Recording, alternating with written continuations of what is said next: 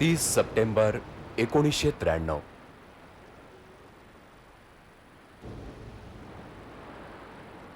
महाराष्ट्रावर निसर्गाची अवकृपा झाली.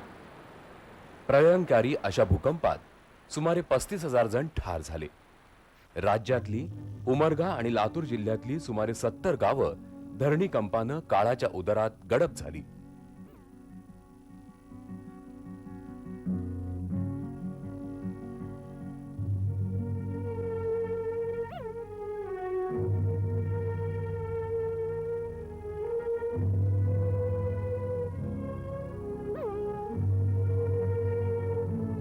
कोट्यावधी रुपयांची मालमत्ता नष्ट झाली.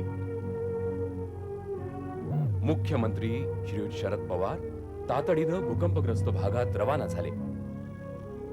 श्रीयुत पवार यांनी धरणीकंप भागात जातीनं जाऊन परिस्थितीची पाहणी केली. त्यांनी पीडितांची वैयक्तिक चौकशी केली. पीडितांना गरज होती मदतीच्या हातांची आणि सहानुभूतीची. श्रीयुत पवार यांनी अधिकाऱ्यांबरोबर चर्चा केली आणि मदतीची चक्र फिरू लागली.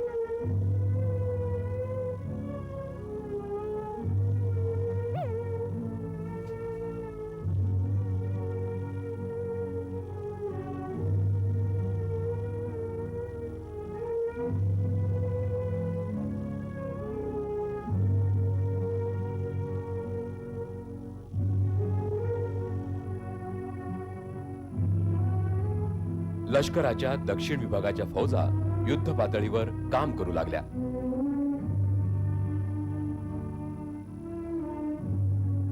लष्कर, सेनादल, होमगार्ड्स, पोलीस आणि मानवतेच्या भावनेनं ओथंबलेला प्रत्येक माणूस या मदत कार्यात सहभागी झाला.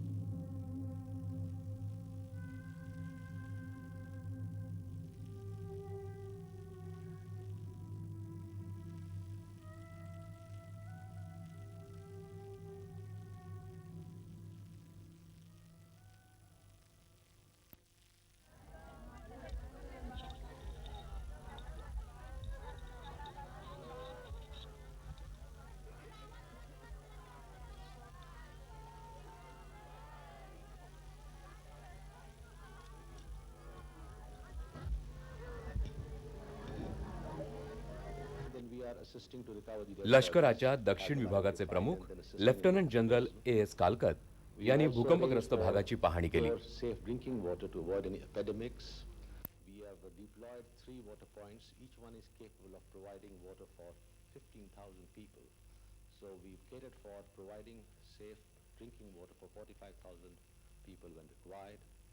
We are also carrying tentage and accommodation to provide shelter for those who've been rendered homeless. In fact, those tents are now coming up, and we can provide shelter for almost 18,000 civilian population. Of course, all this is being done in concert with the civil administration. देश विदेशातून मदतीचा ओघ महाराष्ट्राकडे अविरत सुरू झाला. अन्नधान्य, कपडे लत्ते, घर उभारणीचं सामान, औषधं, नाना तऱ्हेची मदत येतच आहे.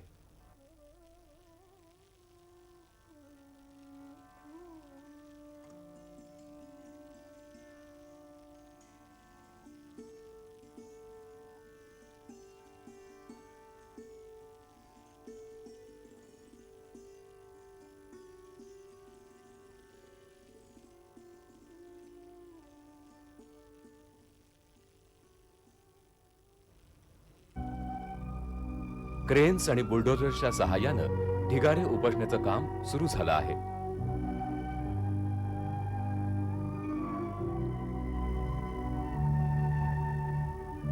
मृत्युमुखी पडलेली हजारो माणसं, त्यांच्यावर अंत्यसंस्कार करण्याचं काम मोठं कठीणच आहे.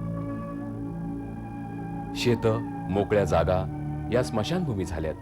भूकंपग्रस्तांची ही दुःखी मनं सांगतायत, पाचवीचा माझा मुलगा, त्याचं नाव आहे सचिन गुलाब रोडगे. तो 10-12 वर्षाचा मुलगा साहेब. तो टाहो फोडून रडत होता. फक्त एक पाय सापडला.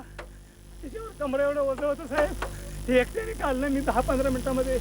मुलगा काढल्यानंतर हातापायाला मुठी होत होता. डोळे बंद केला, त्याला मालिश केलो, डोक्याला धरलो, कानात फुकलो, तोंडातली माती काढलो, माझ्या अंगठी चावला आहे का साहेब. पाय अक्षरशः डोळ्यांचा. एक अंडी कातरली त्यांनी काढून पिशाब केलो आणि तेच लगी त्याच्या तोंडामध्ये घालून देवाला प्रार्थना केली. तोपर्यंत दुसरी भिंत ही दक्षिण उत्तर असलेली पलंगावर पडली आणि पलंग मोडून माझ्या बाळावर पडला. दुसरा बाळ गार झाला. दुसरी भिंत पडलेलं वजन मला सावरलं नाही साहेब. माझी मंडळींनी खूप प्रयत्न केलो पलंग उचलायचा. ह्या ठिकाणी एक त्याच्यामुळे पलंग अँगल पण ठिकाणी मुलगा सापडला साहेब. मला वजन उचललं नाही. ताव पडलो पण शेजारी बाजारीचे 10 माणसं मध्ये होते, कुणी नव्हतं काढायला.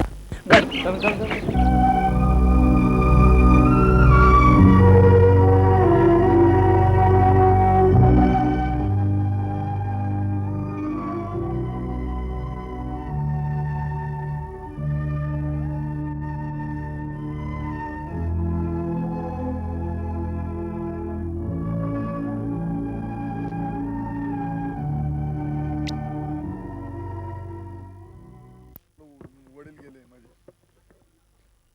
2 बहिणी आई सध्या शिवर हॉस्पिटलमध्ये आहे. वडील जागेवर मेले.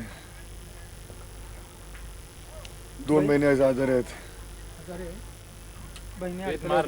मारलेले मुक्का मारलेलं मलाच भावाने ह्या भावाने ओढून काढलं. ह्या भावाने मला नाही लहान लहान माझी 2 मुलं, हे भावाने मला ओढून काढलं.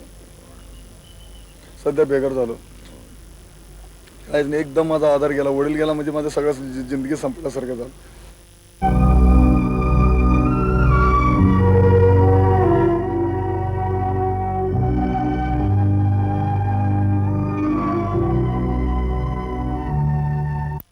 उस्मानाबाद तालुक्यामध्ये 30 सप्टेंबर 1993 रोजी भयानक असा भूकंप होऊन 30 गावामध्ये अतिशय नुकसानी झालेली आहे. 30 गावापैकी जवळजवळ 17 गावामध्ये 90 ते 100% घरं पडून जीविताची आणि मालमत्तेची फार मोठी नुकसानी झालेली आहे. हे या भूकंपानंतर सर्व प्रकारची शासकीय यंत्रणा, स्वयंसेवी संस्था, आर्मी, औषधोपचार त्यांच्यावर चालू आहेत.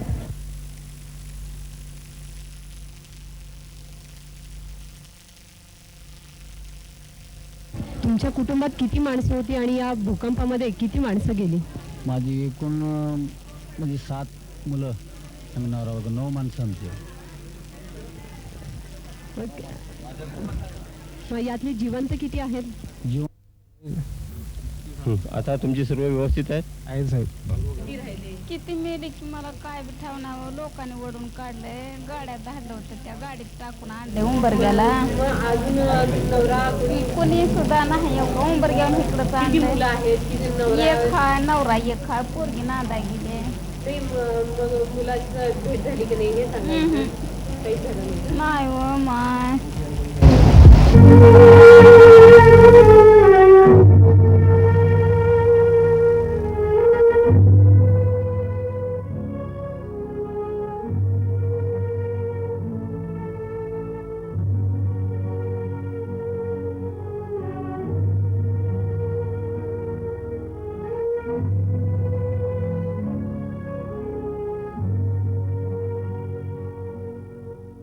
एक पोरगी, एक पोरगा, एक भावाची पोरगी, एक होते.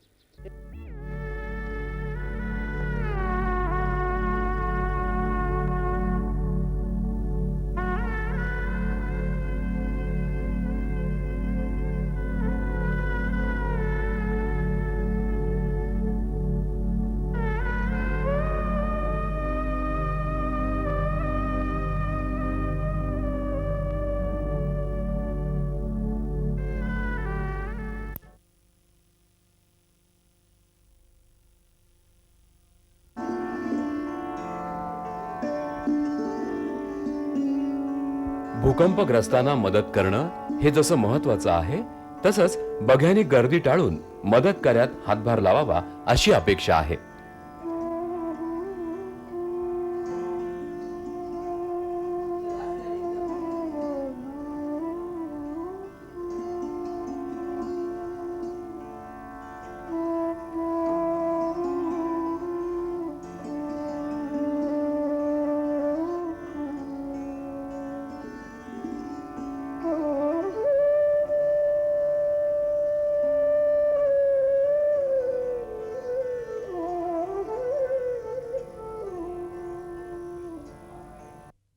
लोकांना करतात. शासनातर्फे सर्वत्र मदत स्वीकृती केंद्र सुरू करण्यात आली आहेत.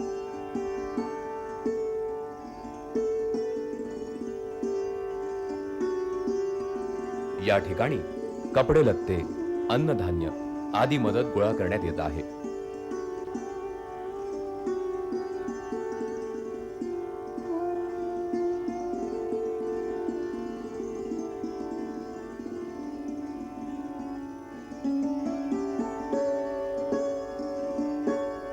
काही सेवाभावी सामाजिक संस्थांतर्फे मदत फेऱ्यांचं आयोजनही करण्यात येत आहे.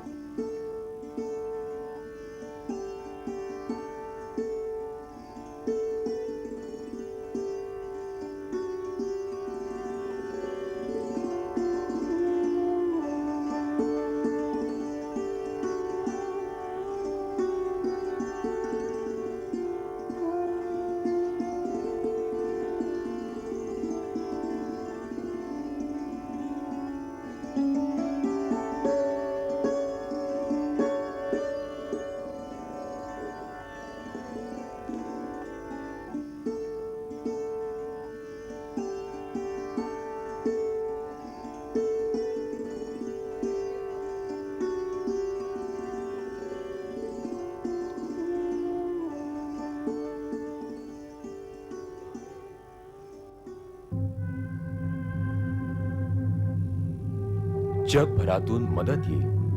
भूकंपग्रस्तांना अन्न, वस्त्र आणि निवाराही दिला जाईल. त्यांचं पुनर्वसनही होईल.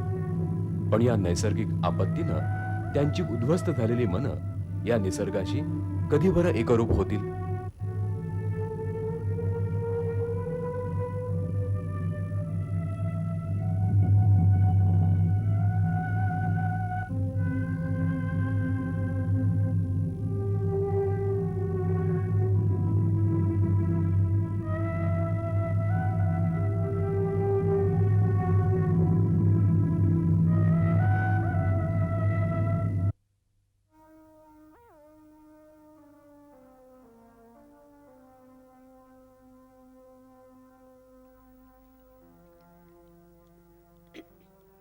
A hollow October dawn lights up the gory aftermath of September 29th, the longest night in the 73 odd villages in Latur and Osmanabad districts in the interior Marathwada region. Here the killer earthquake made rubble of 1,000,000 dreams. Buried under this unyielding stone are the splinters of about 50,000 lives lost in the early hours of the morning when everyone was blissfully asleep. It took just less than 5 minutes for so many lives of love and laughter to come to a speedy, unprecedented end.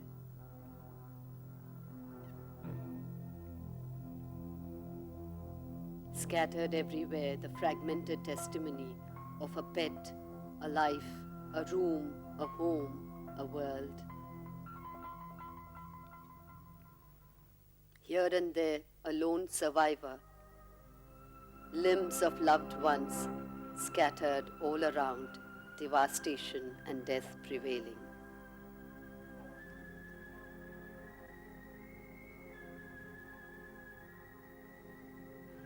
Some people did not even have anyone to mourn for them because the entire family had been wiped out. Homes have turned into hollow skeletons. Possessions, prized ones, lying unclaimed for. Roofs have caved in.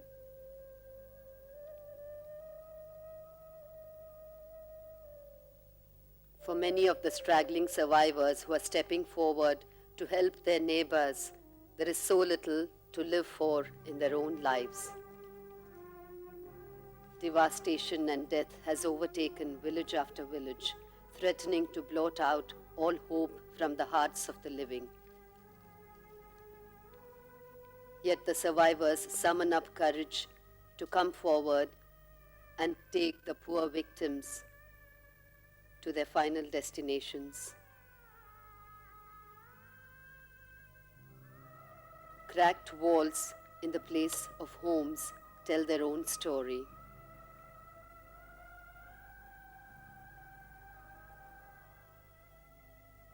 Broken wheels, broken lives as relatives mourn over the bodies of their near and dear ones.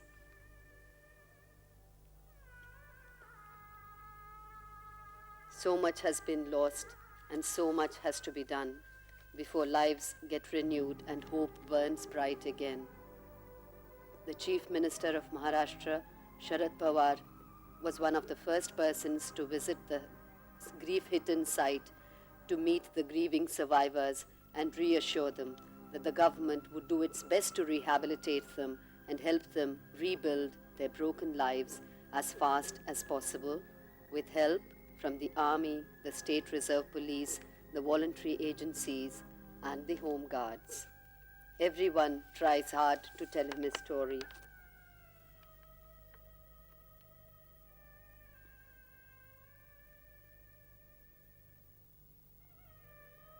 Homes and possessions lie unclaimed as everyone has left in a hurry. Nature's fury is taking its toll in the unfortunate areas. As women try hard not to cave in from the loss of the heaving earth has caused in their lives, smoke rises from the thousands of pyres of the victims who had not so long ago a home and hearth on this very soil.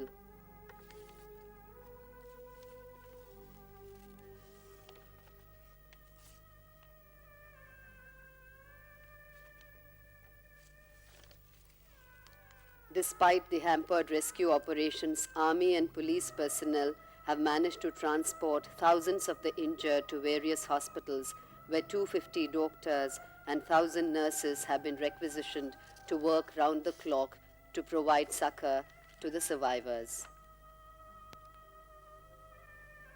On Monday, October 4th, Prime Minister Narasimha Rao made a tour of the quake-struck region, visited the wounded in the hospitals, and assured them that no effort would be spared to rehabilitate the affected people of Maharashtra and Karnataka.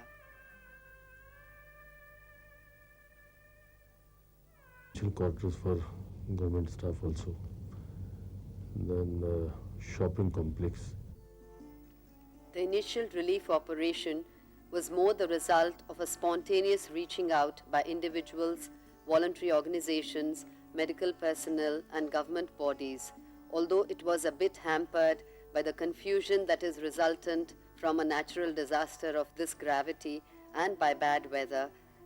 14 columns of the army, 25 columns of the reserve police, and the individuals and voluntary agencies did their best to help. Temporary shelters were created at Latur, Sastur, and Umarga, Killari particularly, where the worst hit people had lost everything. Medical camps and camps for distribution of food and other supplies were set up. Canteens were set up to provide free meals.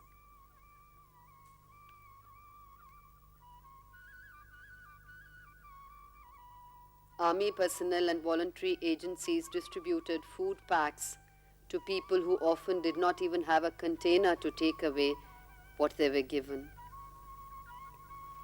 Army medical services stepped into action.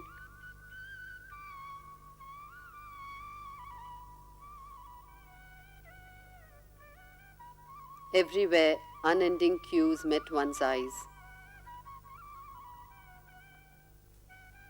Slowly, the relief operations began to get more organized as individuals who were stepping in arbitrarily, distributing medicines, grain, clothing, were replaced by medical camps, by trained personnel, and organized relief operations.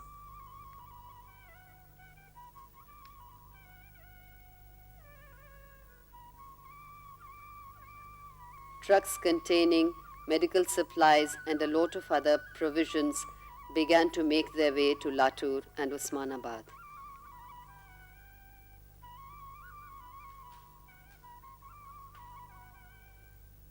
villagers lined up to get their share of the day's sustenance.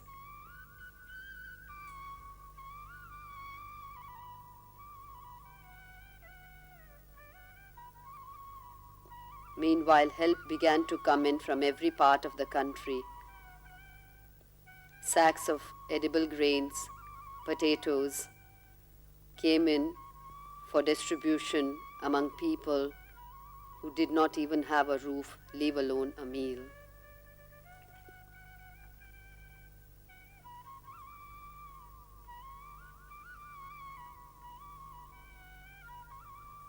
Daily requirements of fruit and clothing received an overwhelming response from people who were very eager to help.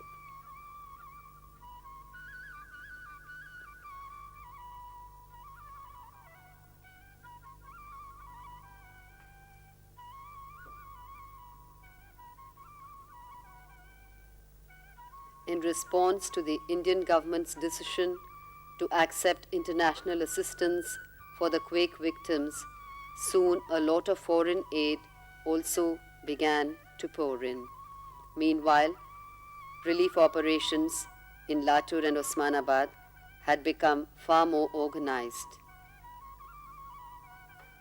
Even the villagers were doing their bit to help.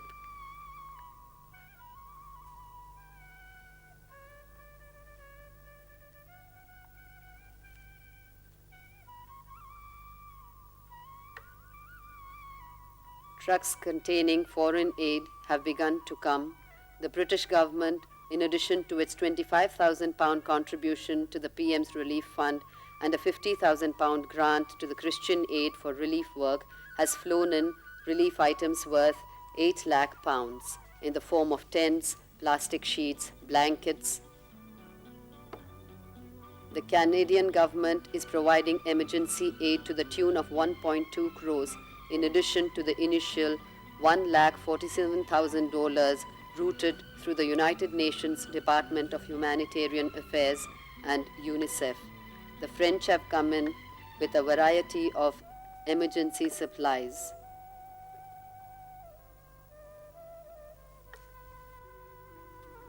Japan has given 4 crore worth of supplies. The French have also brought sniffer dogs to help detect victims trapped under the debris.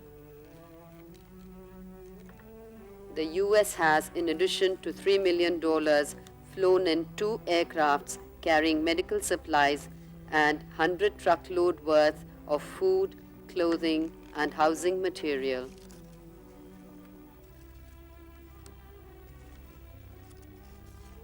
All this only goes to prove that after all, the world is nothing but one large family where everyone is eager to help in time of crisis.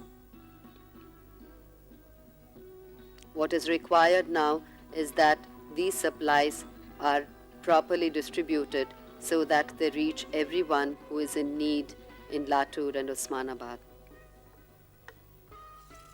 A lot of the relief work has been seriously affected by thousands of spectators who are pouring into the affected areas without any apparent purpose or interest in aiding the victims. The local bodies are trying their best to deter this harassment and to help the victims as much as they can. To what extent was the quality of housing responsible for the damage in Latur and Osmanabad? Can we really create structures that can withstand natural disasters which show up at 6.4 on the Richter scale?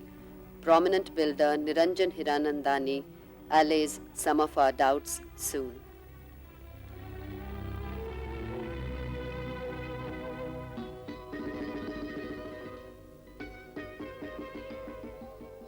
Question has now arisen as to these factors, and that is why I think it would be safer in these buildings than in the other type of buildings.